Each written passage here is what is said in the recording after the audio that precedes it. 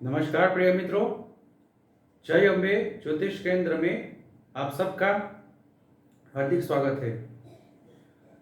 मित्रों, आज का जो हमारा विषय है वो है वास्तुशास्त्र के अनुसार किचन कौन सी दिशा में रखें।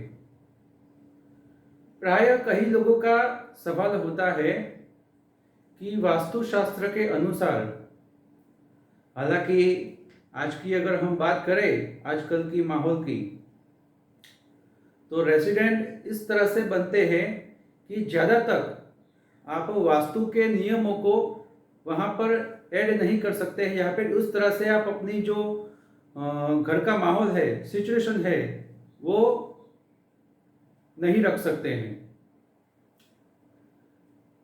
तो कौन सी दिशा यहाँ पर बेहतर रहेगी किचन के लिए?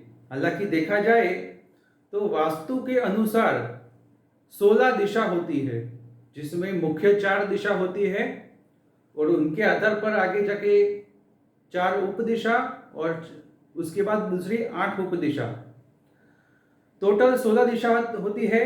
कौन सी दिशा कहाँ पर आती है, किस तरह आती है, वो मैं आपको डिटेल्स में बताने वाला हूँ।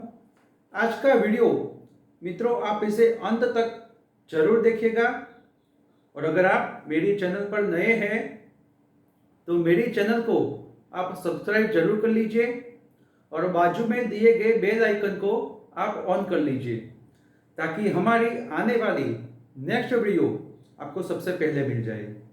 तो शुरू करते हैं मित्रों। जैसा कि मैंने आपको बताया था, वास्तु में टोटल 16 दिशा होती है। सबसे पहले तो नॉर्थ यानी कि उत्तर दिशा, बिल्कुल उनके सामने साउथ यानी कि दक्षिण दिशा, इन दोनों के बीच में जो दिशा है यहाँ पर ईस्ट यानी कि पूर्व दिशा, जहां पर सूर्य का उदय होता है, जहां पर सूर्य का उदय होता है वो ईस्ट यानी कि पूर्व दिशा, और बिल्कुल उनके सामने जहां पर सूर्य का अस्त होता है वहां पर पश्चिम दिशा।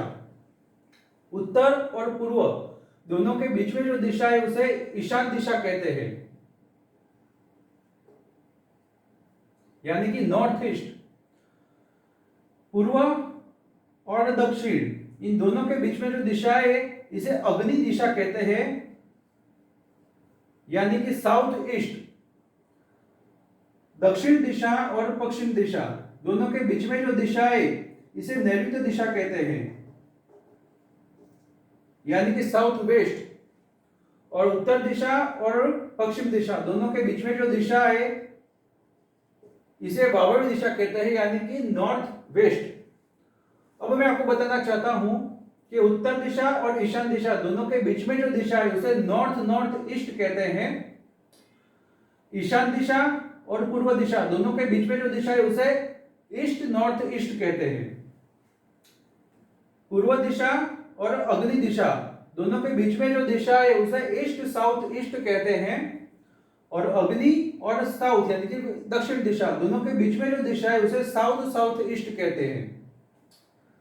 दक्षिण दिशा और नैऋत्य दिशा दोनों के बीच में जो है दिशा वहां पर साउथ साउथ वेस्ट कहते हैं, और नैऋत्य दिशा और पश्चिम दिशा दोनों के बीच में जो दिशा है उसे वेस्ट साउथ वेस्ट कहते हैं। पश्चिम दिशा वायव्य दिशा दोनों के बीच में जो दिशा आती है वहां पर वेस्ट नॉर्थ वेस्ट कहते हैं, और वायव्य और उत्तर दिशा यानी कि नॉर्थ दिशा दोनों के बीच में जो दिशा आती है वहां पर नॉर्थ नॉर्थ वेस्ट कहते हैं। अब मित्रों, हमारा आज का जो विषय कौन सी दिशा में किचन रखना अच्छा माना गया है, वास्तुशास्त्र के अनुसार सबसे बढ़िया दिशा है, वो है अग्नि दिशा, जहां पर आप किचन रख सकते हैं। अगर समझे किसी तरह से आप यहां पर किचन नहीं रख पाते हैं तो आप साउथ साउथ वेस्ट यहां पर आप अपना किचन रख सकते हैं। सबसे पहले तो यही है अग्नि दिशा, यहां पर नहीं रख सकते हैं तो साउथ साउथ वेस्ट में आप अपना किचन रख सकते हैं। अगर यहां पर भी आप नहीं रख सकते, दक्षिण दिशा में आप अपना किचन रख सकते हैं। हालांकि महावास्तु का एक जो नियम है मैं आपको बताना चाहता हूं यहाँ पर कि जितने भी बड़े राजा महाराजा उनका जो राजमहल होता है वहां पर जो किचन होता है ना, वहां पर साउथ दिशा में खास करके किचन रखा जाता है। ये महावास्तु का नियम है, लेकिन हमारे जैसे सामान्य जनता के लिए ये जो नियम है वो लागू नहीं पड़ता है। लेकिन अगर आप यहां पर नहीं रख सकते हैं तो क्या आप साउथ दिशा में अपना किचन रख सकते हैं। साउथ दिशा में किचन रखना यानी कि आपके वहां मेहमानों की जो आवागमन होती है वो ज्यादा रहती है। अगर समझे कि यहां पर किसी तरह से आप नहीं रख सकते हैं 3 दिशा में, तो उसके बाद की जो दिशा आती है वो है वेस्ट दिशा यानी कि पश्चिम दिशा, जहां पर सूर्य का अस्त होता है। यह 16 दिशा में से केवल 1, 2, 3 और 4, ये 4 दिशा में ही किचन रखना वास्तु के अनुसार शुभ माना गया है। बाकी की जो दिशा है वहां पर आप किचन नहीं रख सकते हैं। खास करके यहां पर अगर देखा जाए तो नैऋत्य दिशा है।